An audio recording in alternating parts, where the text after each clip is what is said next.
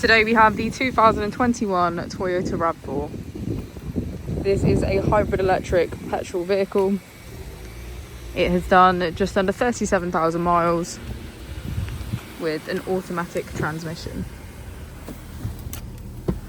To the left of our steering wheel we have voice control as a feature, and on the right we have cruise control and automatic wipers. On our screen we can access home, menu, audio, navigation, smartphone integration and setup. If we put the vehicle into reverse, we can see that it comes with a parking camera with parking sensors. Just below is our dual zone climate control. If we press our mode button, we can switch between eco, normal and sport.